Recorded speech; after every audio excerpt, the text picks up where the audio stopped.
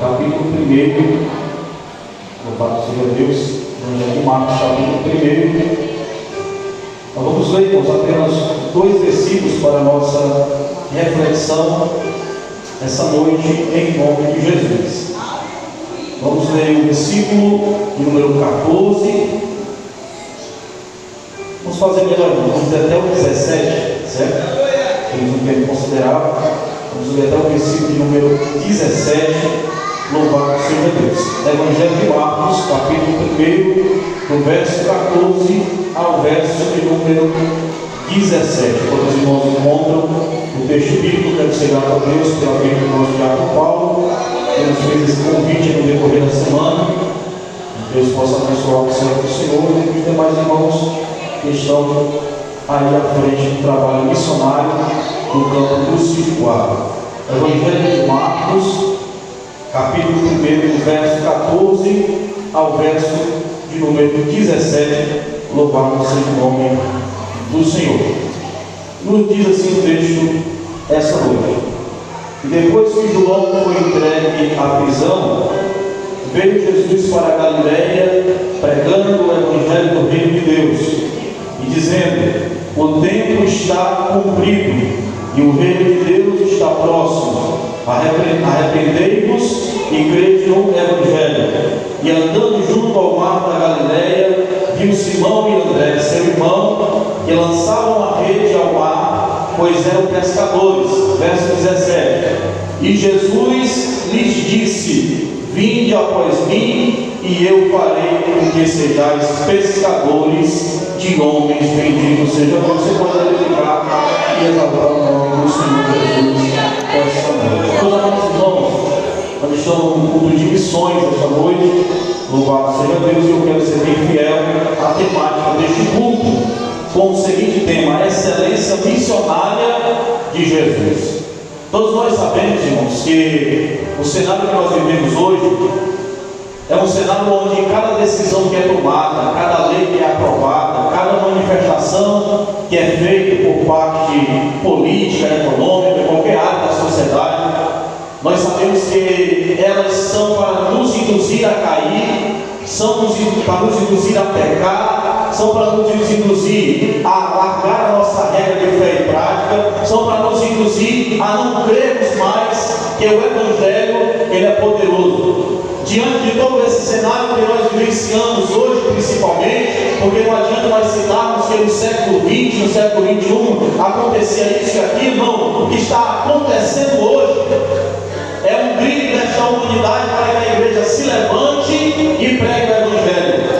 Cada ação que é feita por parte de seja lá quem for na humanidade, que visa desviar o homem dos princípios bíblicos, é um grito da alma destes homens para que a igreja se levante para pregar o Evangelho. Todas as vezes que o homem peca, todas as vezes que o homem da sociedade erra, ele está automaticamente, mesmo sem saber, dando um grito com a sua alma para a igreja: pregue algo que me liberte, pregue algo que me transforme, pregue algo que mude a minha situação. Todas as vezes que a humanidade cai, aleluia, zomba de Deus, como recentemente zombou, é um grito para a igreja se levantar e pregar o Evangelho do Reino de Deus para os libertar do nome do Senhor. Jesus vivia, meus irmãos, numa época onde as pessoas eram realmente carentes da presença do Espírito Santo. Jesus ele foi enviado por Deus para a terra num período onde a sociedade estava desamparada, a sociedade estava carente, sedenta de Deus. Todos nós sabemos que no livro de Malaquias para o livro de Mateus existe um silêncio chamado profético, e esse silêncio profético durou cerca de 400 anos, fez com que a humanidade buscasse em diversas outras coisas uma resposta de Deus, fez com que a humanidade buscasse até mesmo em livros seculares uma resposta de Deus. É por isso que quando João Batista foi levantado pregando no deserto da Judeia, a humanidade saía dos montes, saía da sociedade de Jerusalém e percorria todo o deserto para se encontrar com ele, porque a humanidade estava carente de ouvir a pregação do Reino de Deus. E quando aquele homem se levantou para pregar o Reino de Deus, a humanidade corria de encontro a ele para ouvir aquelas palavras, porque era novidade. novidade para eles. Já fazia muitos e muitos anos que não ouviam algo da parte de Deus.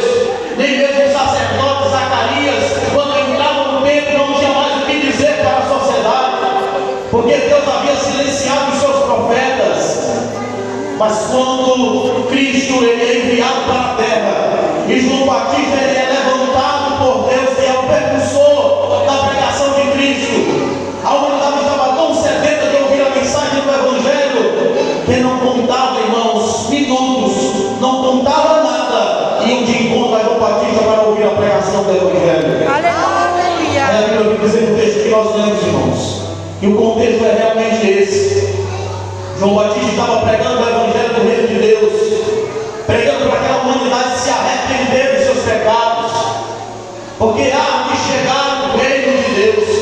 É tão interessante isso que quando João Batista estava pregando que o Reino de Deus estava chegando, na tradução da língua portuguesa, tanto para João Batista como para Jesus, quando anunciaram que o Reino de Deus está perto, eles usaram as mesmas palavras. Quando João Batista pregou, o Reino de Deus está próximo, o tradutor para a língua portuguesa ele utilizou o mesmo termo quando Cristo disse: é chegado a vós o Reino de Deus.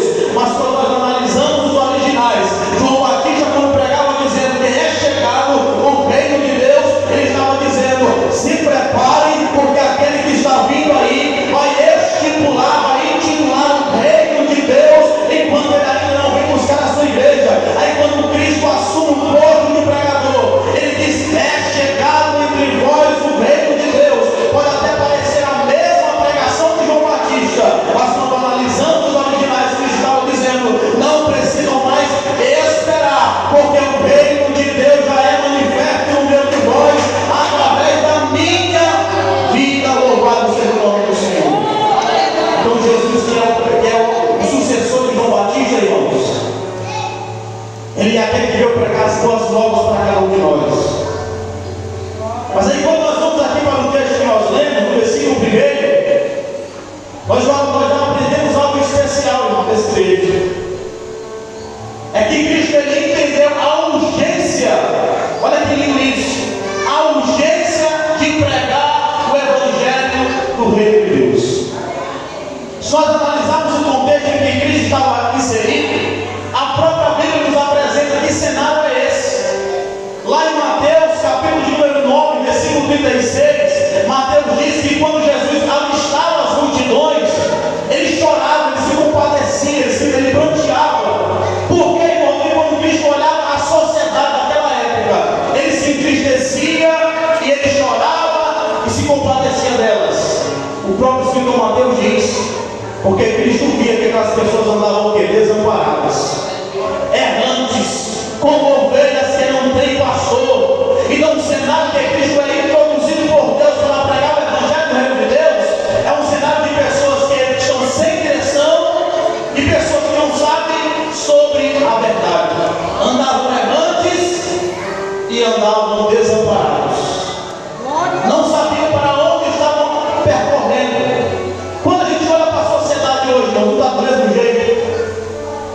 Por mais que hoje tenha tecnologia, por mais que hoje as pessoas andam errantes, mas de maneira totalmente diferente da cultura de Jesus, as pessoas andam perdidas, as pessoas andam errantes, as pessoas ainda andam desamparadas. E qual é a principal vocação da igreja de Cristo? É entender primeiro que há uma urgência para se pregar o Evangelho do Reino de Deus.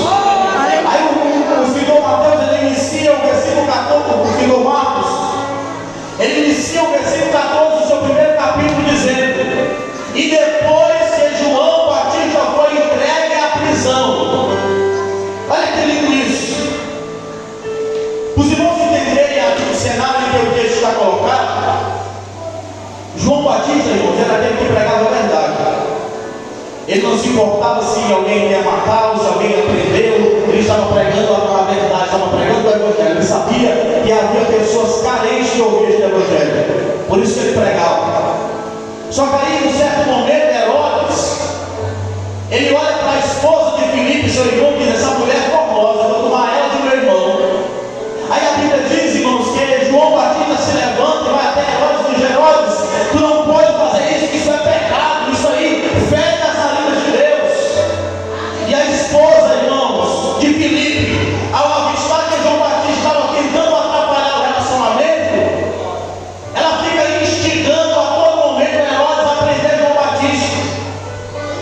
nós vamos ver